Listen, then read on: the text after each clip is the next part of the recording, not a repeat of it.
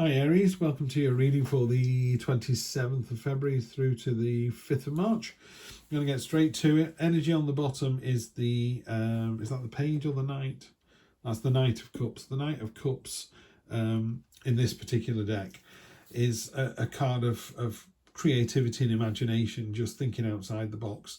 He's got ridiculous armor on. He made it himself. It's out of gold. It looks gorgeous, but it's completely impractical. He's even wearing a helmet that covers his eyes because he doesn't need to see the real world. It's a card of imagination and dreaming and just that thinking outside the box. Engineers are fantastic at tolerance and weight bearing and loads and all this kind of stuff, but someone needs to dream it and imagine it before they can build it. So that's what's going on there. First card, present position, we've got the Queen of Swords, the Justice card in the Minor Arcana. She's impaled one of the swords through her hand to remind herself of how painful her words can be and how cutting. So she can be quite waspish and quite brusque in her words, but she's not doing it out of any sense of mischief. The way I've explained it before is she's the kind of person who meets someone after about 6 or 8 months or meets an old school friend. And they go, "Oh, is it you, Daphne?" And she goes, "My word, Beryl, you've put some weight on," And she's not being rude. She's just going, "You've put some weight on," or "You've gone bald," or "It's sunny today."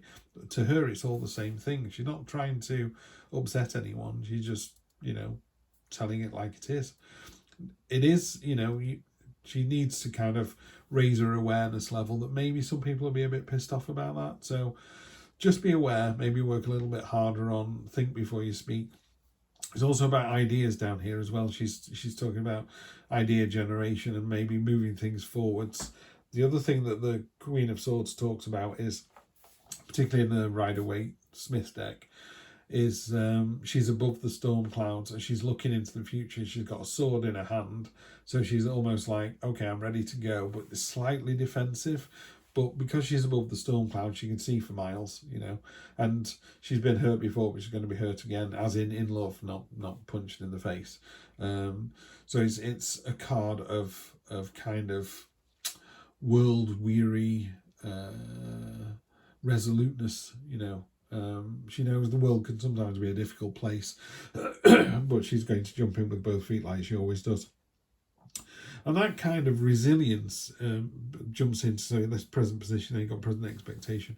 Present expectation is the King of Wands, which is probably my favourite king. I mean, he's making the sign of the blessing there. So the universe is trying to give you a little blessing. It's sending something good your way this week. It's a card of inspiration, confidence, leadership. It's about leading by example as well. This person they stride into the room like they own the place, but not in a cocky way. It's just when they arrive, everyone goes, "Oh, good, well, it'll get done today." Brian's in, it'll all get sorted. So it's that kind of energy. When someone's come into the room, they're like, "Oh, good, the captain's here. We can all relax. It's all going to be taken care of." Doesn't mean to say they're going to take the work off you. It just means that you in this position are very, very charismatic. Yeah, very charismatic, leading by example. Unexpected. I don't think you realise how powerful you are. This is untapped potential power. So there's this waterfall pouring behind this woman. The hand she's pointing with is also the hand that's pointing into the pool there. So you got this really weird, what's pointing at what? How's that working? And it's just as simple as that. She is literally, it's supposed to be a slightly unnerving card. It's a card about looking for signs and portents this week and going with your intuition. Ties in really nicely with the High Priestess. If she comes up, it's definitely going to be an intuitive week. But you're already using your imagination here as a theme. So I would say this week, and the butterflies as well, it's all feeling very transient and all a bit unmade at the moment. Some weeks feel very concrete and it's going to go from A to B to C. This is a bit, we're not even sure, and we're on letter A yet. We're on S. No, we're on N. Actually, it wasn't an S, was it? It was number 5. Where are we going? So it feels a bit woolly at the moment, and that's deliberate. All you need to do is just realise you've got way more power than you think you've got. So whatever life throws at you this week, you can deal with it. You're almost at the end of something as well. This next week is the 9 of Wands, which is a card of just keep going. And again, these two tie in really nice. You've got next week and then the next 1, 2, 3 weeks. In this deck, it's called the Crucible. It's the 8 of Swords, and it's a card of really quite a stern test that you're being put through. But the others here, the other swords here are just backing off. They don't even want to do it. Some have failed. This one's running away. But you're not only you taking this test, you're passing this test successfully. Now, it could be a test of your own making. It could be something from work where they go, we need those numbers in by the end of the week. I don't know. But it's very much, there is a test, and it's something that you pass with flying colours. It does feel a bit wearing as well, though. The Nine of Swords, is a Nine of Wands, is a card of being sort of beaten up. You're like, again, in the traditional Rider-Waite Smith deck, there are 8 wands in the ground, and then the 9th one is the being held by the warrior. It's called the Wounded Warrior card, and he's literally like, I'm exhausted, but still going to go. This wolf's backed into a corner. She's got blood on her tummy, but I wouldn't want to go up against her, would you? And then we go into, let's get this clarified for you. So let's have a look what we got here, Aries. We've got the 2 of Wands. Get out your own head with the 9.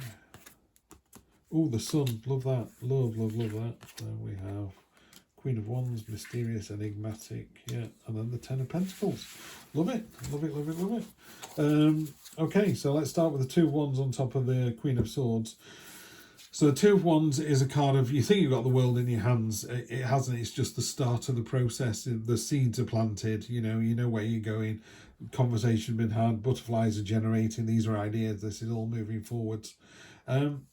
You are inspiring and leading. You're inspiring, courageous. You're leading by example. Don't doubt that. This is a card about getting out your own head. This is a card of you going, oh, woe is me. It's like, it's not. You're doing a great job. This is a card of it's not true. It's not the reality of the situation. It's the nightmare card.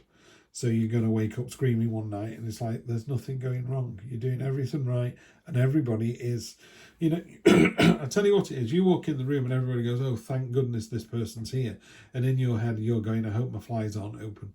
You have a completely different understanding of how other people see you than the reality. It's called mirroring, isn't it? Where you think you're not as good as someone else. A mate of mine always used to say he thought I was 6'2", and I thought he was 6'2", and he was like, you're funnier than me, you're taller than me, you're better off than me, and I always used to think that about him. So we both admire the other person, and it was like we couldn't see how highly we were held in regard by other people, and that's what you're doing here. This card is just trying to nip away at that, so you need to burn that card away in the cold light of day. You're amazing. You walk in the room, not like you own it, but you walk into the room confidently and go, hi, how are we getting on with that job? Let's see if we can't get it done by lunchtime. Need any help? Come and find me. And everyone goes, cool, he's in the room, everything's fine. On top of the Moon card, you've got the Sun card. Sun's best card in the deck. Joyful, celebratory, bringing out your inner child, just really enjoying the day and pushing out that lovely warm energy to other people as well. So you've got not only the Moon, which is about the sort of subconscious and the kind of intuition and signs and portents. You got the bright light of the Sun, the reality of the situation. If you think about it, moonlight is sunlight bounced off a marble in the sky. So the Sun is the real thing and the Moon is the reflection of the real thing. So you've got a fantastic pairing there in your unexpected. On top of the 9, the fact that it's almost there. Yeah, it's almost there, and you are in a great place to just get that over the finish line. This is someone who is fiercely loyal, nurturing, caring.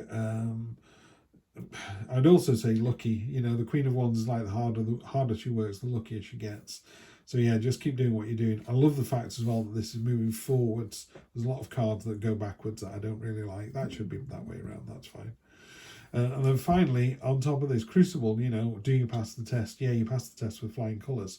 And it completes the phase as well. You've got the 10, which is the end of something.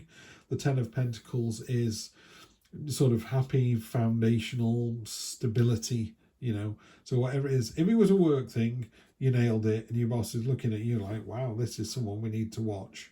And if you're in a relationship, your partner's going, wow, they nailed that. And they're just great with kids, with other people, with me. This is exactly what I'm looking for. A great week coming up next week. So yeah, enjoy it, and I will see you next week for more of the same. Take care.